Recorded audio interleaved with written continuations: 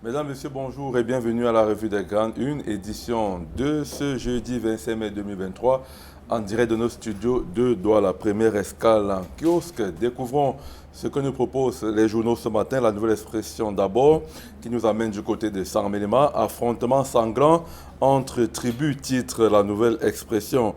Les Boulous en colère saccagent les commerces des ressortissants du Noun et des autres halogènes, les accusant d'avoir tué leur fils. Une ambiance très tendue malgré la présence des autorités et des renforts de sécurité venus des Bolova. D'autres détails en page 3 de la nouvelle expression. À la une du quotidien Émergence sans Mélima, encore vivre ensemble et branler, titre le quotidien Émergence. L'édition de ce matin revient aussi sur les affrontements sanglants entre les différentes tribus dans cette ville de la région du Sud. D'autres éléments à lire dans le journal Émergence. À la une du quotidien Le Jour, Sang Mélima, le film des affrontements, titre ce quotidien ce matin. Le récit de l'envoyé spécial du quotidien Le Jour à lire dans l'édition de ce matin, ainsi que des réactions de ceux qui ont vécu ces scènes-là et même des autorités, des personnalités. Donc, dans le quotidien Le Jour, il faudrait également lire l'interview de Lupaul Motazé, ministre des Finances, et Élite du Dia et Lobo. À la une de mutation de ce matin, fusion JICAM et CAM, pourquoi j'ai signé, titre mutation. Il s'agit du président d'entreprise du Cameroun, Protais Ayarma, qui s'explique sur l'alliance actée entre les deux organisations patronales. Vous aurez d'autres détails en page 8 du journal Mutation. À la une de Cameroun Tribune, lutte contre le travail clandestin des étrangers, la vitesse supérieure, titre le quotidien bilingue gouvernemental. Après des descentes effectuées au sein des entreprises, des sanctions pécuniaires infligées, le gouvernement entend monter d'un cran en procédant à des expulsions de salariés en situation irrégulière. C'est d'autant plus que sur 10 000 travailleurs étrangers présents au Cameroun, moins de 2 000 sont en règle. Lire le focus de Cameroun Tribune consacré à cette actualité dans l'édition de ce jeudi. À la une de l'essentiel éléphant dans la ville, Marois Sick Park, titre ce bi-hebdomadaire. Spectacle insolite et inédit à Marois dans l'extrême nord où 4 éléphants égarés se sont retrouvés hier matin dans les rues de la ville. Les pachidèmes partis probablement du parc de Ouaza effectuaient leur migration saisonnière mais se sont trompés de chemin. Au cours de leur pérégrination, ils ont tué une femme. Les éléphants sont finalement sortis de Marois sans se presser. D'autres précisions sur cette affaire rocambolesque à lire en page 3 du journal L'Essentiel. À la une de Econews, Forum économique Afrique centrale, l'agrobusiness s'expose à Yaoundé, titre Econews. L'événement ouvert hier par Achille Basilekin III, ministre des petites et moyennes entreprises, de l'économie sociale et de l'artisanat, vise à élargir la palette des opportunités aux PME et aux potentiels investisseurs de la sous-région. Détail en page 3 de Econews. L'économie quotidienne s'intéresse à la production des médicaments, les pistes pour faire décoller l'industrie pharmaceutique, titre l'économie quotidien. L'Afrique importe pour plus de 8 000 milliards de francs CFA de médicaments chaque année. Vous aurez d'autres détails en parcourant l'article en page 5 de l'économie quotidien. Voilà pour l'essentiel des parutions sélectionnées dans le cadre de cette émission. Accueillons nos invités pour en parler. Didier Dengue, déjà là. Bonjour Didier, bienvenue. Bonjour Achille Kamga, bonjour à tous les téléspectateurs d'Equinos et surtout aux amoureux de la revue sur la chaîne bleue. Lui aussi, il est également avec nous ce matin. Guy-Hervé Fongram, bonjour Guy-Hervé, bienvenue. Bonjour Achille, bonjour aux milliards de Camerounais d'ici de la diaspora qui prennent du plaisir à regarder la revue très qualitative. Des journaux qui paraissent au pays d'André Onana et de Vincent Boubacar. Voilà, on ne va pas faire plus de commentaires, on vous a compris. Décryptons simplement l'actualité proposée par les journaux. Beaucoup de tabloïds sont revenus sur les affrontements de Saint-Méléma entre différentes tribus autour d'une affaire de décès d'un ressortissant de ce département-là. Et ça a provoqué donc l'ire de ces congénères qui ont donc initié ces affrontements entre différentes tribus. Finalement, c'est devenu une affaire de tribus. Didier Dengue, quelques jours seulement après la célébration de la fête de l'unité, c'est vivre ensemble qui est mise à mal avec le cas de Saint-Méléma qui nous parle. Effectivement, c'est une actualité déplorable. Au lendemain de la célébration de la 51e édition de la fête de l'unité nationale, au moment où nous parlons d'un État unitaire, au moment où nous luttons vraiment contre le tribalisme, contre le repli identitaire, contre les discours de haine. Vous avez ce genre d'actualité, des communautés qui vont ensemble, qui devraient normalement cheminer ensemble, mais qui s'affrontent tout simplement pour mettre à mal notre pays.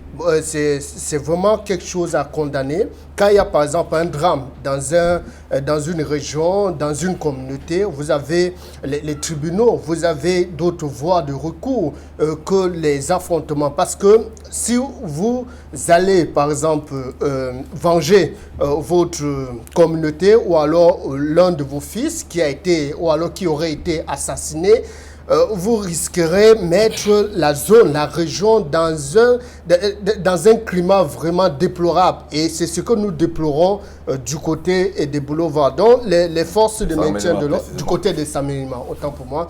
Donc, les autorités devraient normalement se mettre en marche pour faire taire ce genre de choses au moment où nous parlons, nous luttons contre les discours de haine, le repli identitaire, le tribalisme dans notre pays. Le Cameroun doit rester un et indivisible et chaque fils et chaque fille du Cameroun devrait lutter dans ce sens. Alors, Guy Hervé Fongan, au départ, c'est quand même une affaire entre deux personnes, on va dire deux individus, mais ça dégénère tout de suite en un conflit entre communautés, entre tribus. Comment passer rapidement, comment basculer rapidement à cette étape-là? Alors, pour les compatriotes qui nous regardent en Afghanistan et au Qatar, il faut peut-être rappeler exactement ce qui s'est passé. Il s'agit d'un assassinat d'un autochtone, quelqu'un qui est né, un fils de son Mélima, qui a été assassiné. Enfin, on ne sait pas encore comment, mais tu vois, qu'il a fini par décéder. Et les populations ont réalisé que son assassinat serait dû à des échauffourées entre lui et des gens originaires du Noun, de Bamoun, et notamment des Bamileke, entre autres. Ils ont décidé de se rendre justice et de faire ce qu'on appelle le quartier de retour. C'est-à-dire qu'ils sont allés eux-mêmes décider d'en découdre avec ceux qu'ils estiment être coupables du décès de leur frère. Et ce qu'il faut déplorer... Mais ils ne s'en prennent pas à l'individu qui est incriminé, ils s'en prennent à toute la communauté. Oui, saccage les boutiques, donc c'est les dégâts, appartiennent aux étrangers. C'est les dégâts collatéraux qu'il faut déplorer. Et ce qu'il faut davantage déplorer, c'est l'amplification qui est faite dans l'histoire par les réseaux sociaux, où en quelques heures, il y a une psychose qui s'est emparée de l'espace public. On a tenté de faire croire qu'on est en train de chasser les Bamileke de son Mélima. Non, je pense que le gouvernement doit prendre ses responsabilités et que l'Antique a beaucoup à faire. Parce que des gens s'amusent à relayer et à amplifier des choses pour faire peur aux autres. Et très souvent, ce n'est pas vrai. Non, il ne s'agissait pas de vouloir absolument expulser, de chasser tous les Bamileke de son Mélima. Je voudrais rappeler aux uns aux autres, à toutes fins utiles, qu'en San Mélima, il y a un carrefour qui s'appelle le carrefour Fongan, qui est un des premiers commerçants à être arrivé dans la ville. Ça s'appelle le carrefour Fongan, qui est en San Mélima. Et donc, depuis la nuit des temps, les populations ont toujours vécu là-bas de manière très harmonieuse. Sauf que la récupération qui en est faite pour vouloir absolument instrumentaliser la tribu à des fins politiques, c'est ça qu'il faut condamner avec la dernière énergie. Je ne suis pas sûr que les Camerounais n'ont pas de problème à cohabiter et à vivre ensemble. Ça, c'est une vue de l'esprit. Sinon, vous et moi, dans nos familles respectives, nous avons des belles-sœurs qui sont originaires du centre, du sud, du nord, du nord-ouest, du sud, etc. Nous avons des belles-sœurs qui viennent de toutes ces régions-là et nous avons des enfants.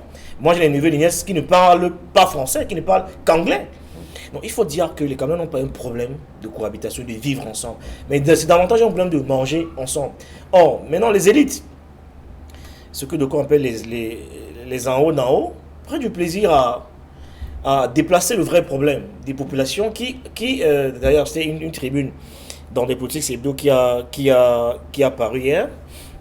C'est une lecture de l'honorable Kanke, qui est chargé d'émission justement au comité central, qui rappelait de manière fort opportune que la meilleure façon de construire l'unité nationale, c'est de donner c'est d'améliorer la qualité de vie de toutes les populations les uns des autres. Il faut qu'il y ait une égalité des chances, une meilleure répartition des richesses. Donc l'attribut que les uns et les autres essaient de brandir comme un chiffon noir pour monter les uns contre les autres, ce n'est pas un discours, ce n'est pas une attitude qui peut prospérer dans un environnement comme le Cameroun qui a près de 250 ethnies, plus de 250 ethnies. Donc il faut faire attention à cette situation et je salue la prompte attitude des autorités qui sont rapidement allées sur le terrain, discuter avec les populations pour comprendre. Il y avait le ministre Paul Motazé et le préfet de la ville, le commandant de la ville, et quelques autres qui sont allés sur le terrain pour davantage tirer la situation au clair. Sauf comme ce n'est pas la première fois. Ça veut dire qu'il faut être capable d'aller au fond des choses pour comprendre exactement quelle est l'attitude qui peut exaspérer autant les populations. Parce que la moindre étincelle produit un embrasement collectif. Ça veut dire qu'il faut mettre le doigt dans la plaie et faire le bon diagnostic dans cette région, comme dans les autres d'ailleurs, pour découvrir quel est le vrai malaise de ces populations et apporter le remède adéquat pour que ces populations continuent de vivre de manière pacifique comme ils ont toujours vécu par le passé. Alors, est-ce qu'il faut être d'accord avec Guy Fongan qu'il y a ce vivre ensemble là qui est une réalité, certes, ensemble, mais il y a quand même des personnes à un moment donné qui sont des individus qu'on ne peut pas justement à chaque fois identifier de manière systématique, mais qui peut-être peuvent avoir des rangs tribaux, on ne sait jamais, et puis qui profitent de ces situations-là. Comment on fait justement pour faire la différence? Je suis d'accord déjà avec Guy Hervé qui parle du vivre ensemble. Le vivre ensemble dans notre pays est une réalité, mais il y en a qui... Sauf qu'on ne mange pas ensemble. On ne mange pas toujours ensemble. On ne mange pas toujours ensemble et on ne pourra jamais manger ensemble dans aucun pays dans le monde. Nous devons juste... Chacun doit juste... Ailleurs, c'est bien reparti. Non, les richesses sont bien reparties. On a toujours les minorités. Il y a un minimum. Il y a un minimum. Certainement, nous allons en arriver. Mais il faut dire... Le manger ensemble, Didier, c'est d'être capable de se soigner quand on est malade, même si on n'a pas d'argent. Certainement, il y a la politique santé universelle. Il y a une santé politique universelle. Non, Guy Hervé, laisse-moi développer. Par contre, Achille, je ne suis pas tout à fait d'accord quand on pense que toutes les crises sont instrumentalisées ou alors sont occasionnées par les politiques. Parfois même, il y en a avec qui j'échange souvent qui sont surpris de certaines choses. Par exemple, le tribalisme, le repli identitaire, ce n'est pas forcément le phénomène mis sur pied par les politiques. Maintenant, il faut dire à ceux qui s'aventurent dans ce genre de pratiques, à ceux qui se lancent dans le tribalisme, dans les discours haineux, dans la manipulation, que ils sont en train d'attirer les bourreaux, parce que les bourreaux, généralement, des pays s'attaquent à certains phénomènes, à certains fléaux, et ils s'appuient sur ça. Par exemple, le repli identitaire. On montre souvent les communautés. Sous d'autres cieux, on a vu dans certains pays comme en Centrafrique, on montait les communautés contre les communautés. Et parfois, même, vous avez des intrus qui infiltrent votre communauté pour commettre des exactions, des meurtres qui sont attribués à vos communautés. Donc, quand les autorités entrent directement en scène et essayent d'identifier le malaise, c'est une très bonne chose parce qu'on peut facilement... les vrais ennemis, c'est-à-dire ceux qui veulent mettre le Cameroun vraiment à terre, peuvent infiltrer ce genre de mouvement pour commettre les crimes et on aura un mouvement qui ne sera pas contrôlé. Non, je pose d'abord la question, c'est vrai que vous écoutez tout à l'heure, mais quand même aussi quand on écoute ces personnes-là, enfin ces gars qui saccagent et tout ça là, quand même leurs propos, ça prend quand même à interrogation. Quand vous dites par exemple rentrer chez vous, etc., est-ce que ce n'est pas là de... Il faut pas quand même dénoncer cela. On est d'accord, c'est des propos qu'il faut condamner fermement et comme j'ai dit tout à l'heure, de faire le bon diagnostic. Parce que la deuxième fois que ça se reproduit dans cette zone, ça veut dire qu'il y a un malaise qui est latent et qui habite ces populations-là. Et que la moindre étincelle suffit pour produire un embrasement collectif. Ça veut dire qu'il faut aller comme quelques élites du coin ont semblé dire au cours de la rencontre qu'ils ont tenue hier avec les élus locaux et les populations, qu'il y a une véritable assise avec les populations, que les gens se parlent les yeux dans les yeux pour faire le bon diagnostic et apporter la bonne thérapie. Parce qu'il n'y a pas de raison que chaque fois qu'il y a un petit incident, que ce soit un prétexte suffisant pour que les gens commencent à s'en prendre à une autre communauté.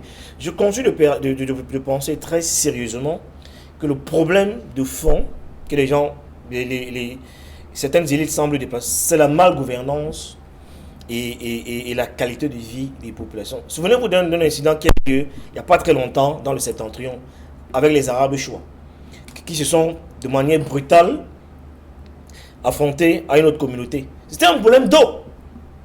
À la base, c'était un problème d'eau pour les bêtes, pour les animaux qu'il fallait, j'allais dire, faire boire de l'eau et manger un peu d'herbe comme ils font souvent avec leurs animaux, comme c'est les bergers à la base. C'était un problème d'eau qui a été à l'origine de cet affrontement sanglant entre ces deux communautés. Donc le problème de fond, c'est pas que les Arabes en voulaient de manière particulière à cette communauté-là. C'est que la qualité de vie est telle que les gens ont très souvent l'impression que le peu qu'il y a, qu'un autre commence à regarder le peu qui est censé me revenir, eh bien, l'instinct de suivi fait que, naturellement, l'être humain a tendance à protéger le peu qu'il y a parce qu'il n'y en a pas assez pour tout le monde.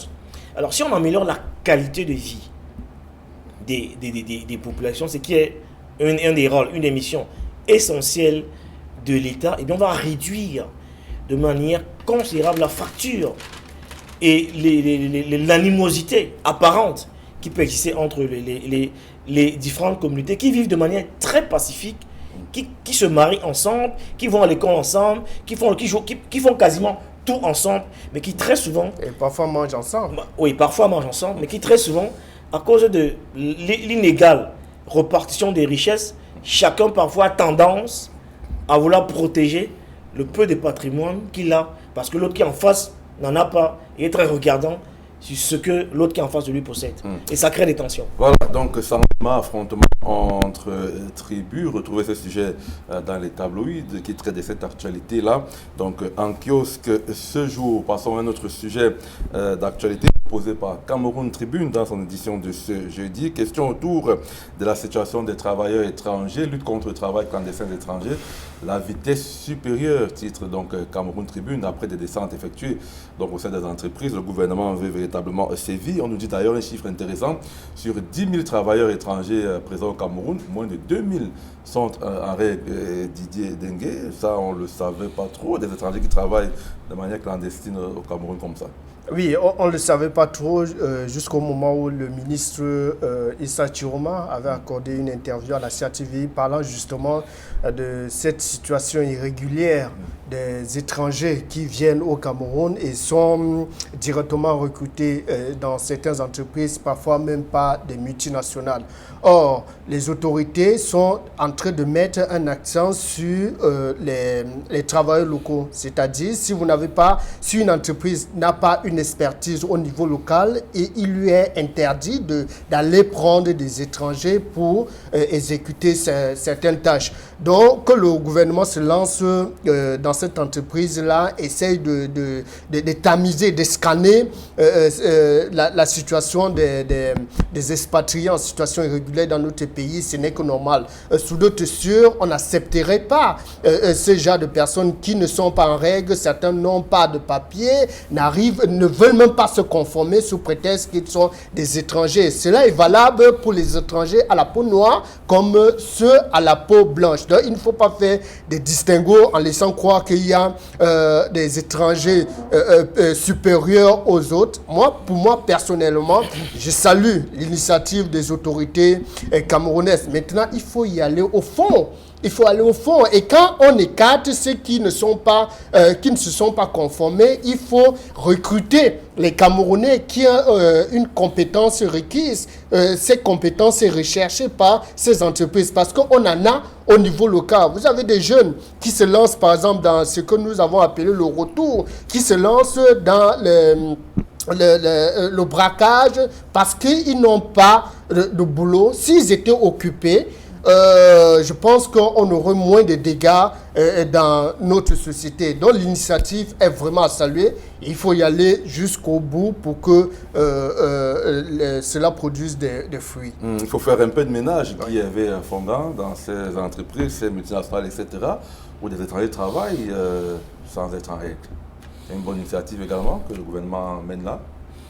Cameroun Tribune, qui est le moyen de l'État, dans le récit médiatique, aurait fait un travail plus utile en produisant des chiffres de manière documentée et sourcée, qui permettrait d'apprécier clairement quel est le ratio des expatriés qui travaillent ici et qui ne sont pas forcément reconnus par l'État du Cameroun. Et on aurait très bien aperçu quel est le gap qui existe entre les deux. Je crois que Cameroun a les moyens. On a parlé de manière globale, oui. Cameroun Tribune donne un chiffre. Oui, mais sauf que 10 000 travailleurs étrangers, mais on a 2 000 sont en règle. Or, comment on en arrive tout long quand j'ai un travail documenté, ça donne seulement l'impression qu'on est dans... Enfin, pas l'impression, on est dans un no man's land dans le Cameroun, ce qui est vrai. Parce que quand vous faites une demande de visa en réalité, les raisons de votre arrivée dans le pays d'accueil sont clairement établies. On sait exactement pourquoi vous venez, quel est le temps que vous mettrez là-bas et ce que vous y allez faire. C'est-à-dire qu'en fait, il faut qu'il y ait les rapports très étroits entre notre ministère de la fonction publique, le ministère des Relations extérieures, le ministère de l'Emploi, qui doit à chaque fois veiller à ce que les ambassades et les consulats mettent à disposition tous les mois le fichier des personnes qui arrivent dans notre... le fichier de leurs ressortissants. De leurs ressortissants qui arrivent au Cameroun. Ce qui n'est pas compliqué à faire, c'est une obligation. Parce qu'il faut qu'on ait... L'État a le devoir de savoir qui entre sur son sol et qui vient faire quoi. Et qui sort. Qui entre et qui sort et qui vient faire quoi. C'est un devoir à regarder. Sinon, on n'est plus en sécurité nous-mêmes en tant que Camerounais. C'est le premier volet de la chose. Et la presse fait bien d'en parler. Moi, je connais quelqu'un ici un beau-frère qui est arrivé il y a quelques jours au Cameroun, qui, du fait de son apparence, a été retenu près de 2 heures à l'aéroport parce qu'on estimait qu'il venait au Cameroun pour des choses pas très catholiques. Et il était à 2 doigts de reprendre le vol d'après. Pas simplement alors qu'il avait un passeport qui n'est pas vert, un passeport d'eau. On voit bien qu'il faut qu'il y ait un tamis. Il faut qu'il y ait un tamis en amont qui permettra à ce qu'il y ait un filtre pour voir toutes ces choses. Maintenant, le deuxième volet de la situation, c'est quand je dis qu'on est dans un no man's land. Vous vous rappelez qu'il y a un document qui est chuté dans la construction du stade Olembe avec Maxil et l'autre entreprise qui n'avait pas construit le stade. On vous disait qu'on paye une secrétaire de direction à 20 millions. Vous vous rappelez? Il y en avait qui avaient 15 millions, 20 millions de francs. Une assistante à 20 millions de francs qui très souvent n'a rien à voir avec la réalité des choses. Et cet état de fait et très souvent, ces multinationales qui arrivent avec la complicité, très souvent, des Camerounais, en profitent pour faire soit des rétrocommissions, soit du blanchiment d'argent. Il faut qu'on ait un État qui soit plus rigoureux, qui soit plus regardant sur ceux qui arrivent et qui sortent au Cameroun pour qu'on ait plus à vivre ce type de situation. Et la troisième chose que la presse devrait mettre en lumière, c'est le transfert des compétences. Parce que la plupart des multinationales qui arrivent très souvent importent la main-d'œuvre étrangère. Vous savez par exemple les Chinois, comment ils fonctionnent quand ils arrivent ici. Je veux dire qu'ils construisent un camp, ils vivent tous à l'intérieur, ils sont enfermés carrément dans une bulle, jusqu'aux manœuvres, très souvent c'est eux, c'est-à-dire qu'ils font de la manutention aux grosses œuvres. Et très souvent ont du mal à transmettre j'allais dire la technique et la science aux compatriotes. Il faut qu'on soit capable de leur, et c'est même dans le cahier de charge qui leur est soumis, qu'on leur impose un quota expatrié et un quota de locaux à intégrer dans l'investissement qu'il déploie au Cameroun, pour qu'on voit bien que de manière progressive, les Camerounais qui ont très souvent la technique et l'expertise pour pouvoir prendre la main, prendre le relais, pour pouvoir continuer les gros chantiers entamés. Bon, or, très souvent, à l'épreuve des faits, on voit que ce n'est pas toujours le cas. Quand ces entreprises étrangères arrivent au Cameroun, achètent notre fer, achètent nos terres, etc. Mais ils font tout, construisent des grosses œuvres Mais sauf que ils font du travail de la manutention jusqu'au gros travail, ça a intégré les spécificités locales. On devrait pouvoir leur imposer ça de manière ferme et sans état d'âme. Pour sortir d'idée dingue, est-ce que justement le gouvernement a les moyens de sa politique pour pouvoir traquer ces salariés étrangers en situation irrégulière là? Non, Vous avez par exemple dit tout à l'heure qu'il ne fallait pas faire distinguo entre les étrangers dits blancs et ceux dits noirs. Ouais. C'est souvent trop compliqué aussi. Hein. On peut créer par les c'est aussi un peu sensible. Est-ce qu'ils ont vraiment de leur... Non, mais quand les pays étrangers, les pays dits amis expulsent nos compatriotes qui sont en situation irrégulière, c'est sans état d'âme. On n'évoque pas une sorte de crise diplomatique. Et le Cameroun, c'est un pays souverain. J'ose croire que les autorités camerounaises sont libres de leurs mouvements et ils peuvent entreprendre pour la sécurité nationale. Parce que parmi ces expatriés-là, il y en a qui sont des espions, ceux qui viennent collecter les données des Camerounais et qui mettent ça à la disposition de leur pays. Et vous savez que actuellement, il y a une guerre géopolitique. Il ne faudrait pas mettre sur le territoire camerounais des espions, des personnes qui n'ont absolument rien à foutre sur le territoire, qui ouvrent des entreprises, qui collectent les données des Camerounais et qui renvoient ça dans leur pays pour le contrôle de nos richesses, de notre population. Donc, je pense que le gouvernement a les moyens de sa politique, peut exécuter cette ambition-là, peut matérialiser ce projet sans créer une sorte de crise diplomatique. Parce que quand vous consultez les fichiers des Camerounais qui sont expulsés ailleurs, vous vous rendez compte qu'il y en a là, parmi eux, qui ne représentent pas des dangers, mais qui sont expulsés. Parmi les 8000 étrangers sur les 10 000, parmi les 8000 qui sont en situation irrégulière, il faut scanner, il faut filtrer, il faut savoir qui est espion ou pas. Non, ça peut se faire. Vous voulez mystifier ce qui est simple. Quand vous allez de manière très simple, quand vous allez dans à nos hôtels, quand vous allez oui. par exemple dans nos hôtels, il y a une fiche que vous remplissez quand vous arrivez à l'hôtel. Vous savez que de manière régulière, en fin de journée ou très tôt le matin, il y a la DST qui passe vérifier. On veut savoir qui est entré ici et qui est sorti d'ici. Donc, et c'est une obligation pour les entreprises hôtelières d'identifier tous ceux qui entrent dans leurs hôtels. On fait remplir la fiche. Ce n'est pas un hasard. Parce qu'après, la gestion nationale du territoire a un droit de regard pour savoir exactement qui entre et qui sort. Et les ambassades et les consulats ont l'obligation de mettre à la disposition de l'État de ces fichiers. Ce n'est pas compliqué. Terminez, Didier. Oui, juste pour terminer sur la question Achikamga, je pense que ceux à qui ces multinationales ou alors ces étrangers reversent les pots de vin doivent rendre gorge. Parce qu'il y en a qui plombent notre économie parce qu'ils préfèrent prendre les sous par derrière et laisser prospérer des entreprises vraiment obscures dans notre pays.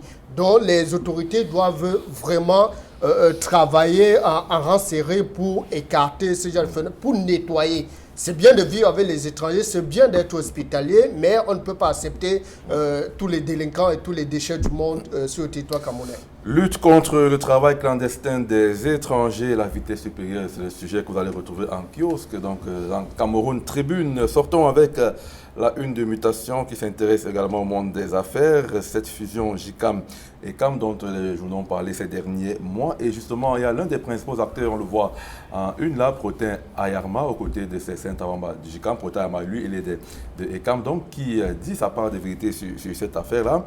Kevin Fongang, il défend ce que beaucoup aussi ont défendu quand il y a eu cette fusion-là, l'efficacité de la fusion entre les deux groupements patronaux du Cameroun. Si vous voyez il fallait qu'ils sortent pour affirmer également leur détermination à aller vers cette fusion-là. Je suis très embêté par le récit médiatique qui est fait par la presse autour de cette actualité. Si vous voyez un couple qui se met ensemble, qui passe le temps à expliquer de manière régulière pourquoi ils se mettent ensemble, ça veut dire qu'il y a un problème. Si vous passez votre temps à justifier tout le temps de manière régulière, je crois que là, je pense que... Peut-être aussi pédagogique pour que les gens comprennent. Si vous passez votre temps à justifier pourquoi vous mettez ensemble, pourquoi vous êtes en couple, il faut tout le temps expliquer aux autres pourquoi vous êtes en couple, ça veut dire qu'il y a un problème dans votre couple. Et je pense que la récurrence avec laquelle le JICAM, tout le temps, ou alors les acteurs de cet écosystème-là prennent la parole pour expliquer la raison de cette fusion-là veut dire qu'il y a un autre problème que la presse devrait encore creuser. Il faut gratter le vernis. Didier Dengue. Mais je partage entièrement l'opinion, l'analyse de Guy Hervé. Parce que quand Protais Anyama quitte le JICAM avec les autres hommes d'affaires, ils n'ont pas justifié le départ. C'est tout simplement qu'il y avait un malaise au sein du groupement interpatronal du Cameroun. Maintenant, quand ils décident de revenir à la maison pour créer une sorte de fusion, moi je ne parlerai pas de fusion, je parlerai plutôt d'une union, pas d'une fusion, parce que le GCAM est très fort. Comme, en fait, c'est les mêmes. Oui, c'est les mêmes. Qui étaient ensemble hier, qui ont décidé de se remettre à nouveau ensemble. Et le fait qu'ils passent depuis 2 mois à s'expliquer, la raison pour laquelle ils se mettent ensemble veut dire que le problème est ailleurs et la presse doit encore gratter le vernis. Non, pour moi, il ne s'agit pas d'une fusion. Il s'agit d'une sorte d'absorption de ICAM. Parce que ICAM n'a pas les gros moyens comme le JICAM pour prétendre parler d'une sorte de fusion. Mais cela ne devrait pas s'expliquer. Vous avez décidé de revenir à la maison. Mais ils ne font que ça depuis. Oui, revenir à la maison, peut-être il y a un malaise qui est là, peut-être c'est ça qu'ils essaient d'expliquer. Et nous finirons par savoir exactement le fond du problème. Est-ce que les patrons n'avaient pas intérêt à être ensemble au lieu d'être en rang dispersé? Mais les patrons doivent travailler ensemble, mais est-ce qu'ils partagent tous les mêmes ambitions? Est-ce qu'ils ont les mêmes engagements, les mêmes ambitions? Je ne pense pas qu'ils défendent les mêmes intérêts. Est-ce que vous avez l'impression que le JICAM défend les intérêts de l'économie camerounaise ou alors le JICAM est au service des pays étrangers? Moi, j'ai plutôt l'impression que le JICAM n'est pas une organisation qui protège l'industrie locale, une organisation qui incite les patrons à créer de la richesse. Mais disais pas de quelle industrie locale. Nous avons tous à la tête de le patronat de Bayamsela. Justement, c'est de ça.